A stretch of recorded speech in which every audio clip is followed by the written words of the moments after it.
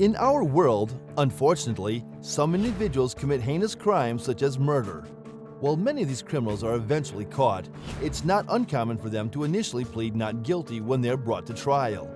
However, in some instances, these killers have a change of heart and make shocking confessions, admitting to their crimes in the courtroom. These confessions can be a disturbing and unsettling sight to witness. There have been numerous cases where the confessions have shocked and surprised everyone in the courtroom. In this video, we explore the top 10 most shocking courtroom confessions, where killers who previously denied their involvement suddenly confess to their crimes. These confessions are not only jaw-dropping, but also serve as a reminder of the horrors that can occur in our society. Number 10. Dant Wright. At number 10 on this list of shocking courtroom confessions, we have the case of a 70-year-old man named Dant Wright who admitted to shooting Jordan Klee in his head.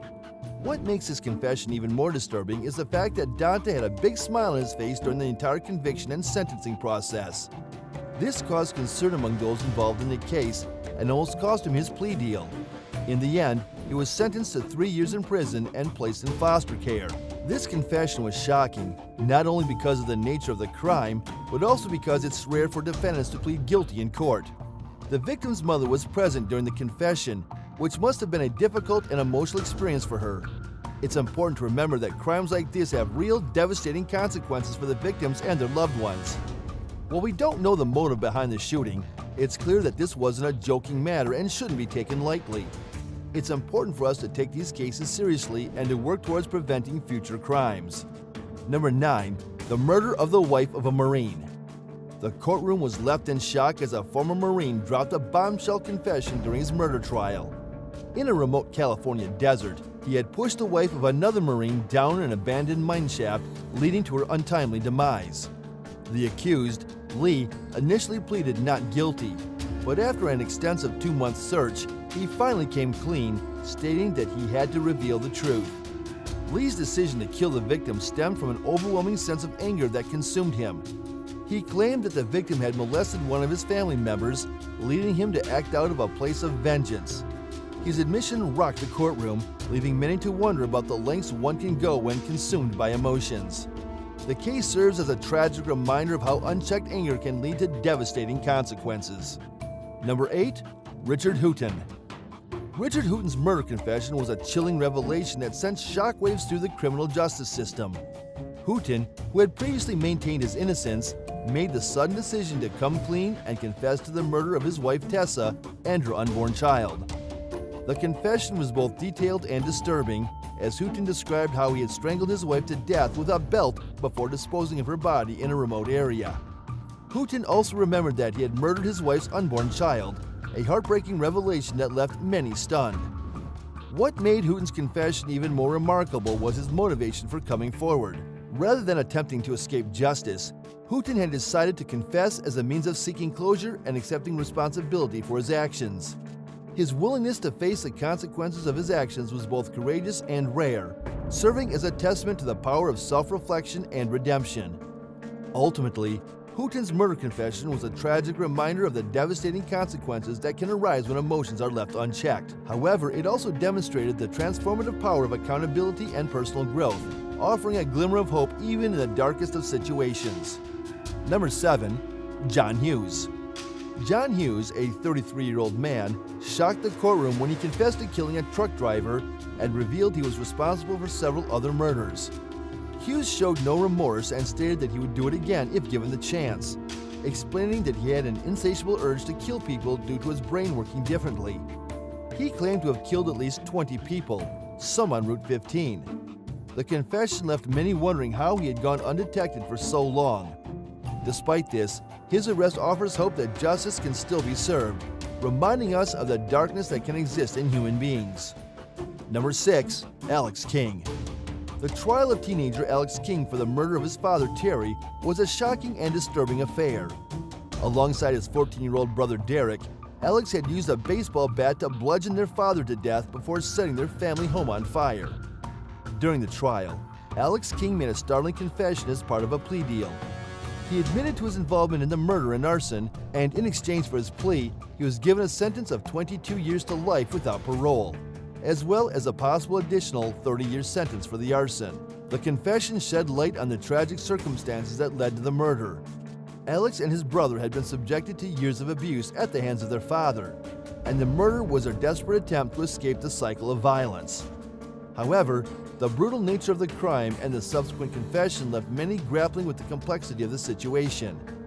While there was sympathy for the brothers' situation, there was also a sense of shock and horror at the brutality of their actions. The case of Alex King highlights the tragic consequences of unchecked domestic abuse and the devastating impact it can have on families. It also serves as a reminder that there are no easy answers when it comes to the issues of violence and the justice system. Number 5. Jalil Smith Riley. In a dramatic turn of events, a man's attempt to withdraw his guilty plea in a 3-year-old murder case was denied by a Hamilton County judge, who then sentenced him to life in prison without parole. Jalil Smith Riley, who had pleaded guilty to aggravated murder and attempted murder, collapsed to the floor of the courtroom after receiving his sentence. He then interrupted the judge, demanding to know what he would get. It was unclear who Smith Riley was referring to in his outburst. Number 4. Frazier Glenn Miller. Let's delve into the twisted past of Frazier Glenn Miller, a white supremacist who is no stranger to the court system.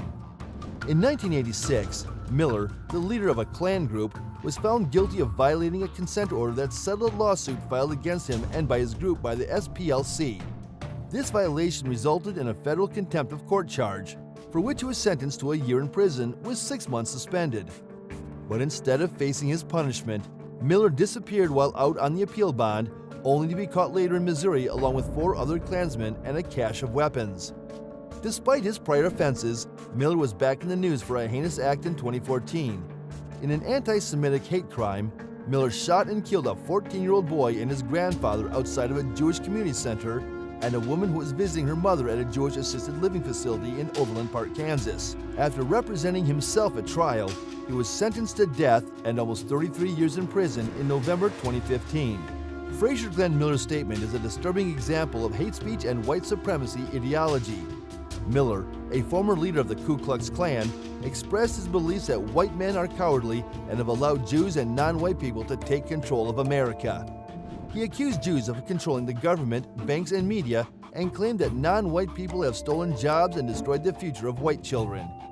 Miller's use of the term mud people to describe non-white individuals is particularly offensive and dehumanizing. This shows that he has absolutely no remorse for the crimes he committed. Number 3. Lawrence Bittaker. In a shocking confession, Lawrence Bittaker admitted to raping one of the 5 teenage girls he was accused of killing. However, he claimed that it was his accomplice, Roy Norris, who strangled her to death. The gruesome details of the crime were revealed in court during the trial, which was closely followed by the media and the public. During the trial, Barry Karras, a special agent for the U.S. Bureau of Alcohol, Tobacco, and Firearms, testified that Bittaker had called him from the Los Angeles County Jail on January 23, 1980. Bittaker was being held on a charge unrelated to the murders at the time. This call provided a crucial piece of evidence in the case and shed light on Bittaker's involvement in the heinous crimes. Number 2. Casey Anthony. The case of Casey Anthony and her not guilty verdict sent shockwaves across the nation. The prosecution presented compelling evidence linking Anthony to the death of her young daughter, including the discovery of searches for the words chloroform and neck breaking on the family computer. However, in a dramatic turn of events, Anthony's mother testified in court that she had conducted the searches, not her daughter. Despite the circumstantial evidence and suspicions surrounding Anthony's behavior, the jury found her not guilty. The stunned expressions on the face of the prosecution and the Anthony family members as the verdict was read captured the gravity of the moment. Even the judge admitted that he was taken aback by the outcome of the trial. The Casey Anthony case remains a controversial and widely discussed topic in the legal world to this day. Number 1. Stephen D. Sanderson. Stephen D. Sanderson, a convicted murderer, confessed to killing his prison cellmate, Theodore Dyer, with Dyer's shoelaces about 12 hours after the incident. During his confession to Michigan State Police Detectives Sergeant Gary Thomas and Patrick Darrow, Sanderson explained his frame of mind before, during, and after the incident. Sanderson, who was already serving a life sentence for murdering his girlfriend in 1991, went into more detail with the detectives than he did in court when he pleaded guilty to second-degree murder. Sanderson explained that he killed Dyer because Dyer had molested a child and tried to justify it. Sanderson's lack of empathy for people became evident during his confession as he stated that there are crimes that shouldn't be committed and that he didn't have any empathy for the people.